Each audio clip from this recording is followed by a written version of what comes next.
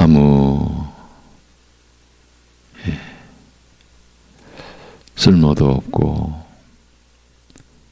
어떤 조건이나 자격도 없었던 우리를 긍휼히 여겨주시고 기쁘신 뜻으로 택하여 주시고 아들의 복음으로 불러주신 우리 아버지 하나님, 오늘도 우리가 하나님의 생명으로 호흡하고 하나님의 은혜로 살아가고 또 하나님을 의지함으로 우리의 모든 것을 주께 맡겨드리고 살아가는 은혜를, 그 모든 은혜를 감사함으로, 그래서 더욱 주님을 의지함으로 살아가는 한날로 우리를 인도하여 주옵소서.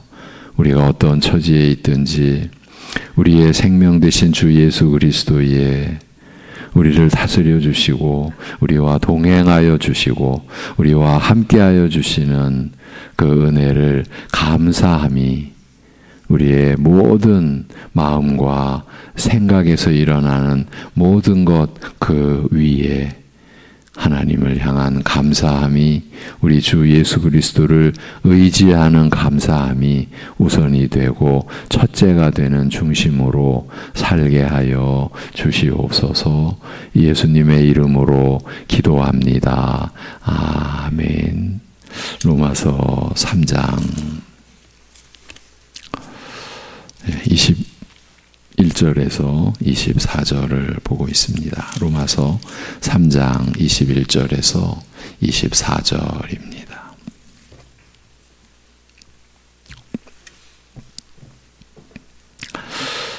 로마서 3장 21절에서 24절입니다. 다 같이 이제는 율법 외에 하나님의 한 의가 나타났으니 율법과 선지자들에게 증거를 받은 것이라. 곧 예수 그리스도를 믿음으로 말미암아 모든 믿는 자에게 미치는 하나님의 의인이 차별이 없느니라. 모든 사람이 죄를 범하였음에 하나님의 영광에 이르지 못하더니 그리스도 예수 안에 있는 속량으로 말미암아 하나님의 은혜로 값없이 의롭다 하심을 얻은 사람이 되었느니라. 아멘. 로마서는 그 시작이 이렇게 기록되어 있습니다. 예수 그리스도의 종 바울은 사도로 부르심을 받아 하나님의 복음을 위하여 택정함을 받았으니 이 복음은 하나님이 선지자들을 통하여 그의 아들에 관하여 성경에 미리 약속하신 것이라. 이 복음은 하나님이 선지자들을 통하여 그의 아들에 관하여 성경에 미리 약속하신 것이라고 합니다. 왜 이 점을 짚어드리고 또 제시해 드리는 것일까요? 그것은 어제 본문 21절에서 살펴본 내용과 놀랍게도 일치하는 부분이 있기 때문입니다. 아니, 거의 그대로라고 해도 될 것입니다. 그러나 이제는 율법 없이 하나님의 의가 나타나게 되었는데, 계시되었는데, 이는 율법과 선지자들에 의해 증거를 받은 것이라고 하지 않았습니까? 그러니까 율법과 상관없이 계시된 하나님의 의는 율법과 선지자들에 의해 증거를 받은 것이라는 이 말씀이 바로 로마서의 기록이 시작되는 바로 그 내용인 것입니다. 이 점이 그만큼 중요한 의미를 지니고 있다는 뜻이 아니고 무엇이겠습니까? 어제 본문 21절을 요한복음 3장 16절과 연관지어 말씀드렸습니다. 단지 율법 아래에 곧 심판 아래에 있을 뿐인 이 세상 사람들에게 이제는 율법 없이 율법 외에 하나님의 의가 나타나게 된 것은 율법 아래 곧 심판 아래에서 은혜 아래로의 전환을 가져온, 인류 역사의 전환점을 가져온 최고 최대의 일이라 했습니다. 영원한 사망에서 영원한 생명으로의 변화를 가져온 일이니까요. 이렇게 율법 없이 나타나게 된 하나님의 의에 대하여 사도 요한은 자신이 기록한 그 복음서에 이렇게 적고 있습니다. 그 하나님의 의에 대하여, 하나님이 세상을 이처럼 사랑하사 독생자를 주셨으니 이는 그를 믿는 자마다 멸망하지 않고 영생을 얻게 하려 하심이라. 하나님이 그 아들을 세상에 보내신 것은 세상을 심판하려 하심이 아니요 그로 말미암아 세상이 구원을 받게 하려 하심이라. 그를 믿는 자는 심판을 받지 아니하는 것이요 믿지 아니하는 자는 하나님의 독생자의 이름을 믿지 아니함으로 벌써 심판을 받은 것이니라. 이렇게 기록이 되어 있습니다. 로마서에서 하나님의 의가 나타나게 되었다고 하는 것을 요한복음에서는 하나님의 아들이 세상에 보내신 바가 되었다고 하는 것입니다. 요한이 하나님이 그 아들을 세상에 보내신 것은 세상을 심판하려 하심이 아니요 그로 말미암아 세상이 구원을 받게 하려 하심이라고 한 것을 바울은 이제는 율법 없이 율법 외에 하나님의 의가 나타나게 된 것이라고 한 것입니다. 그러니까 하나님의 의가 나타나게 된 것은 하나님의 아들이 세상에 보내심을 받은 것으로 되어진 일이라는 말입니다. 하나님께서 자신의 의를 세상에 나타내 주셨는데 그 일을 하나님께서는 아들을 세상에 보내신 것으로 이루신 것입니다. 하나님께서 아들을 세상에 보내신 그 내용, 세상에 보내신 바 된 그 아들이 세상에서 어떻게 되셨는지 우리는 다 알고 있지 않습니까? 그렇게 하나님께서는 아들을 세상에 보내신 것으로 자신의 의를 세상에 계시하는, 나타내주는 그 일을 이루신 것입니다. 그런데 이렇게 나타나게 된 하나님의 의가 율법과 선지자들에 의해 증거를 받은 것이라고 했는데 이 내용이 바로 로마서의 기록이 시작되는 그 내용인 것입니다. 이 복음은 하나님이 선지자들을 통하여 그의 아들에 관하여 성경에 미리 약속하신 것이라고 하니까요. 그리고 로마서 1장은 이렇게 이어집니다.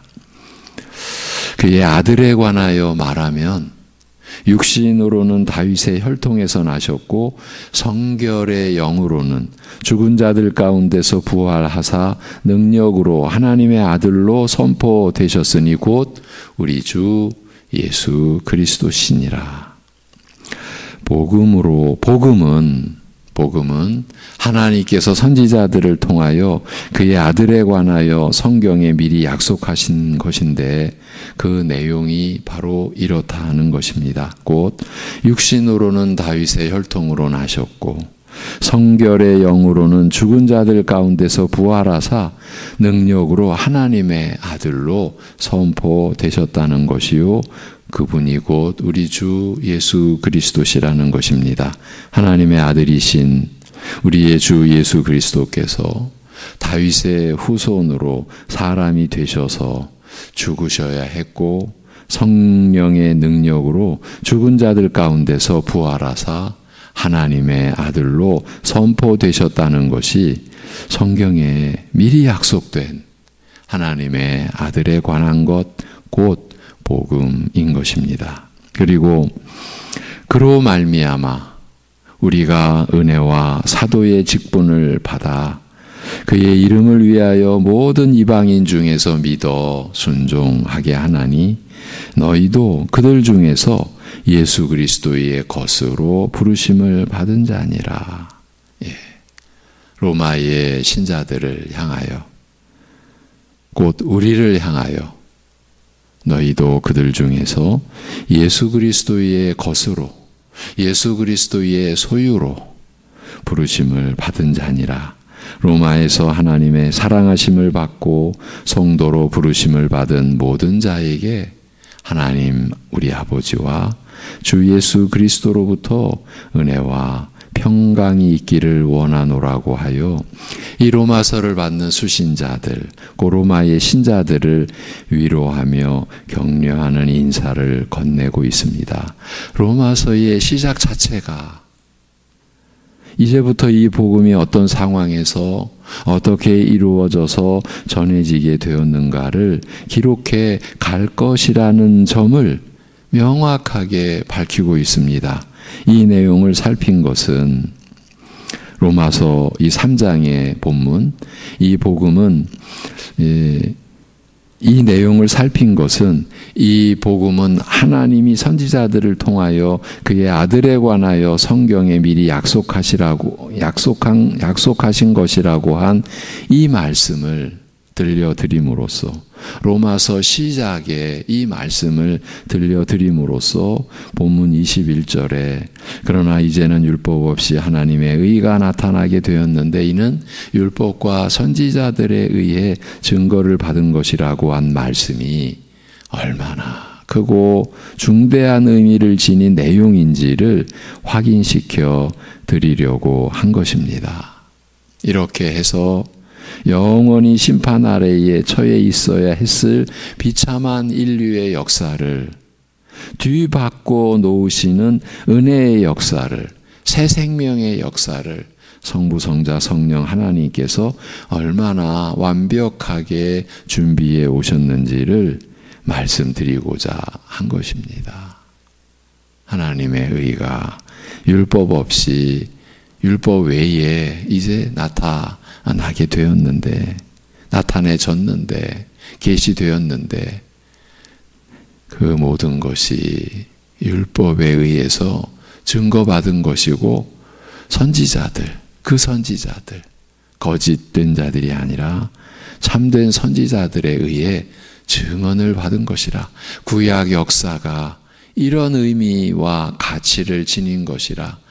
이스라엘의 끊임없는 불순종과 그로 인한 하나님의 진노의 심판의 역사가 단지 그것으로만 끝난 것이 아니라 그 안에 전혀 별개의 역사가 흐르고 있었다, 이어져 왔다. 그것이 곧 복음이 계시된 역사, 하나님의 의가 계시되어진 역사였다.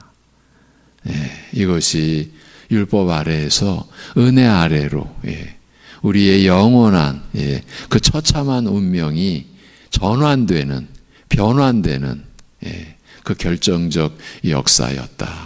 이런 의미를 우리가 나눈 것입니다. 우리가 로마서의 첫 부분, 1장의 첫 부분을 보았는데 이 로마서 1장의 한 부분을 더 보려고 합니다. 우리 1장으로, 3장에서 1장으로 가서 이제 14절에서 17절까지를 같이 읽도록 하겠습니다. 로마서 1장 14절에서 17절입니다. 우리 같이 보시겠습니다. 다 같이. 헬라인이나 야만인이나 지혜 있는 자나 어리석은 자에게 다 내가 빚진 자라. 그러므로 나는 할 수 있는 대로 로마에 있는 너희에게도 복음 전하기를 원하노라. 내가 복음을 부끄러워하지 아니하노니 이 복음은 모든 믿는 자에게 구원을 주시는 하나님의 능력이 됨이라. 먼저는 유대인에게요, 그리고 헬라인에게로다. 복음에는 하나님의 의가 나타나서 믿음으로 믿음에 이르게 하나니 기록된 바 오직 의인은 믿음으로 말미암아 살리라 함과 같으니라. 아멘. 바울은 모든 사람에게 내가 빚진 자라고 진술합니다. 예. 모든 사람에게 나는 갚아야 할 것이 있는 자다. 스스로 이렇게 고백하고 진술한 겁니다. 그들 모두에게 복음을 전하지 않으면 안 되는 자라고 스스로를 인식합니다. 그만큼 복음의 은혜를 입은 자신이 그럴 만한 자격이나 자질이나 사람됨을 지니지 못했었다는 자기 고백이고, 그런 자신을 부르시고 사랑하시고 하나님의 복음을 위하여 그리스도의 종으로까지 택정함을 입도록 하신 그 은혜가 크다는 그 진술입니다. 그래서 모든 자에게 다 내가 빚진 자라고 하는 것입니다. 내가 복음을 부끄러워하지 아니하노니 이 복음은 모든 믿는 자에게 구원을 주시는 하나님의 능력이 됨이라고 한 말씀은 바로 그리스도의 십자가와 부활에 대한 바울의 이런 무한한 자랑을 담고 있는 것입니다. 예. 그러니까 이 자랑 앞에서 다른 자랑은 무의미한 거죠. 예. 없는 거나 다름없는 거죠. 예. 그리스도의 십자가, 그리스도의 죽으심과 그 부활에 대한 바울의 이러한 무한한 자랑을 이 한 구절 속에 담고 있는 겁니다. 복음이 무엇인지 알리면서 나는 복음을 부끄러워하지 않노라는 선언으로 시작한 것은 혹시라도 이런저런 세속적인 자랑 때문에 복음 앞에서 자신을 낮추지 못하는 영적 오만을 처음부터 무너뜨리고자 한 뜻도 없지 않은 것으로 보입니다. 복음이 믿음으로 받아들여지기 위해서는 반드시 세상 지혜와 능력에 대한 신뢰와 이로 인한 오만이 무너져야 하며, 그렇지 못한 경우 복음은 걸림돌이요 황당한 이야기로만 들리기 때문입니다. 하나님께서 복음으로 사람을 부르시는 일은 말하자면 그의 지혜와 능력으로 복음을 믿게 하시고 순종케 하시는 일은 먼저 세상 지혜와 능력을 무너뜨려 그 한계와 무력함을 드러내시는 것으로 시작하는 것입니다. 그래서 로마서 3장 중반절까지가 그 내용으로 이제 기록이 되어지고 채워지게 됩니다. 의인은 없나니 한 사람도 없다. 이 점을 이제 증거하고 진술해 가는 거죠. 유대인이 뭐 나을 게 있느냐? 전혀 아니다. 그 점에서 유대인이나 이방인이나 다 한 가지다. 이렇게 말입니다. 결정적인 진술이 이어져 있죠.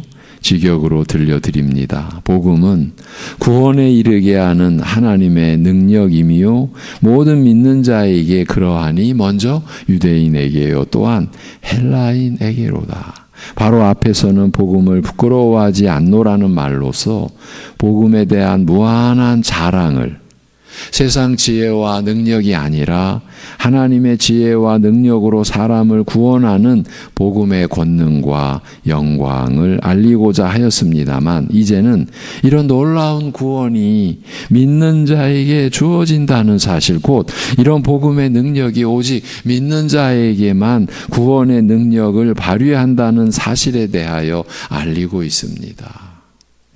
쉽게 말하면 오직 믿음으로써 구원 얻는다는 중대한 원리에 대하여 알리고 있는 겁니다. 로마서 첫 장부터가 이렇습니다. 로마서의 시작이 이렇습니다. 로마서는 복음에 대한 기록이다. 그 복음은 곧 그리스도시요 우리를 구원하시는 하나님의 능력이 됨인데, 그 우리를 구원하시는 하나님의 능력은 오직 믿는 자에게만 발휘된다. 복음의 능력이 오직 믿는 자에게만 구원의 능력을 발휘한다. 이렇게 기술하는 것으로 로마서가 시작이 되는 거예요. 여러 민족 가운데 존재하는 허다한 종교들이, 이렇게도 말할 수 있어요. 모든 사람이 만든 종교들이 한결같이 사람 자신의 힘과 노력으로 구원에 이르는 길을 가르칩니다. 그래서 자력 구원, 우리 선배님들은 자력 구원 이렇게 세상의 모든 종교를 규정했습니다. 그렇게 되어 있으니까요.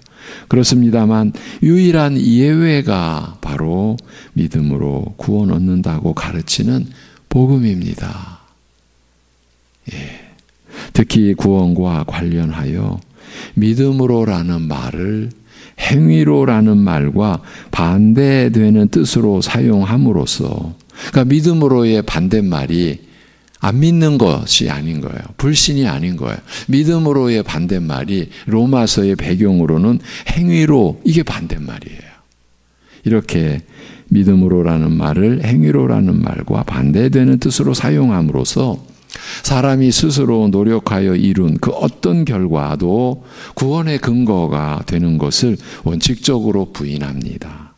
믿음으로 구원받는다는 말은 구원을 얻는 데 있어서 사람의 모든 행위는 철저하게 배제된다는 그 뜻입니다. 물론 믿음이 사랑을 통하여 역사함으로써 맺는 열매를 귀중하게 여기지만, 우리가 갈라디아서 5장에서 본 내용이죠. 그렇게 믿음의 열매를 귀중하게 여기지만 그럼에도 우리의 행위가 어떤 모양으로든지 하나님께서 우리를 의롭다고 여기시는, 우리를 받아주시는 그 근거가 될 수는 없습니다. 믿는다는 말은 어떤 사람의 말이나 약속이 거짓이 아니고 참되다, 일반적으로 믿는다는 말 우리가 쓸 때 어떤 사람의 말이나 약속이 거짓이 아니고 참되다 또는 사실이거나 견고하여 흔들림이 없으며 확실하다고 인정하는 것을 뜻합니다. 더 나아가서 그의 말이나 약속, 심지어 그의 사람됨을 신뢰하여 그에게 자신을 맡기는 것을 뜻하기도 합니다. 믿는다는 말의 이런 기본 뜻이, 제가 방금 사람에게 일반적으로 이 믿는다는 말이 쓰이는 의미에 대해서도 이렇다, 이렇게 말씀을 드렸고, 구약에서 신약에서 이 믿는다는 말이 쓰여진 그 본래의 의미, 기본 뜻이 또 그렇습니다. 믿는다는 말의 이런 기본 뜻이 믿음으로 구원을 얻는다. 즉 복음이 약속하는 구원은 사람이 스스로 자기를 구원하는 것이 아니라 하나님께서 믿는 자를 구원하신다는 사실과 결부되면서 더욱 깊어지고 풍부하게 됩니다. 사람 자신의 힘으로 노력한 결과와 상관없이 하나님께서 이루어 주시는 구원을 믿음으로 받아들이는 것인 만큼 믿음은 하나님과 그의 약속의 신실함과 하나님에 대한 무한한 신뢰를 뜻하는 한편, 나의 행함과는 무관한 것이니 이 구원은 은혜일 수밖에 없으며, 따라서 믿음은 하나님께서 베푸시는 은혜를 감사함으로, 오직 감사함으로 받는 자세일 수밖에 없습니다. 더욱이 사람이 처한 형편이 죄로 말미암아 죽을 수밖에 없는, 아니 이미 죽어있는 처지요 스스로 이에서 벗어날 수 없는 절망적 상태임을 고려하면 그것도 끝까지죠. 육신의 생애뿐만 아니라 그 육신의 생애를 넘어서 영혼까지 스스로 벗어날 수 없는 절망적 상태임을 고려하면 믿음은 하나님 앞에서 자신의 무가치함과 무능함을 시인하고 자기를 부인하는 겸손한 자세, 그리고 오직 하나님의 긍휼과 권능에, 그 사랑에, 그 인자하심에, 그 선하심에 소망을 두는 자세일 수밖에 없습니다. 그렇죠.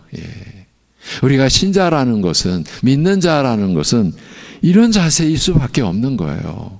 다른 자세일 수가 없는 거죠. 그런데 우리 안에 그렇지 않지 않습니까? 아니, 제 자신도 그렇지 않았고요. 지금도 온전하겠습니까? 여러분, 우리가 자기 자신을 보는 거는요, 알게 되는 거는요, 우리가 다른 사람에 대한 태도와 자세에서 또 드러납니다. 이렇게 드러나는 것도 하나님의 은혜로 또 깨닫게 됩니다. 참 사람이 자신을 안다는 것, 우리 신자들은 이런 고백을 하게 됩니다. 자기를 아는 것, 이건 그야말로 하나님의 은혜다. 하나님을 아는 것, 물론 하나님의 은혜인데 자신을 알게 되는 것, 여러분 하나님의 은혜입니다. 그 은혜가 이 로마서를 성령님 안에서 기록한 사도 바울을 어떻게 고백하게 만들었습니까? 그의 말년에 내가 죄인 중에 괴수입니다. 이런 내가 구원받았고 이런 내가 쓰임 받았으니 내가 모든 신자들의 본이 됩니다. 나 같은 사람이 구원받을까? 바울은 나를 보라. 나 같은 사람이 하나님과 하나님 나라를 섬기며 살 수 있을까? 나를 봐라. 이렇게 말하는 바울인 거예요. 그가 자신을 알게 되면서 나의 나됨이 하나님의 은혜라고. 내가 어떤 수고를 했어도 누구보다 사도들보다 더 많이 수고하고 복음을 위하여 고난 받았어도 하나님의 은혜라고. 내가 한 것이 아니라고. 그러니까 자기를 어떻게 드러낼 수 있겠어요. 사도 바울의 생애는요, 그의 서신서에 기록된 순서를 통해서 확인이 되어지는 게 처음에는 나는 사도 중에 가장 작은 자입니다. 사도 중에. 그러다가 나는 모든 성도 중에 가장 작은 자다. 이게 사도 바울의 자기 인식입니다. 나는 모든 성도 중에 작은 자다. 우리 솔직히 우리가 내가 우리 교인들 중에 가장 작은 자야. 제 자신에게, 여러분에게 우리 솔직히 얼마나 이런 생각을 하고 삽니까? 그러나 거기에서 그치지 않습니다. 사도 중에 작은 자, 성도 중에 작은 자, 그것도 가장 작은 자.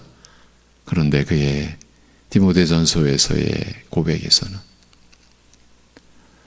나는 죄인 중에 괴수다. 이것이 믿음의 자세, 은혜로 우리가 구원을 받는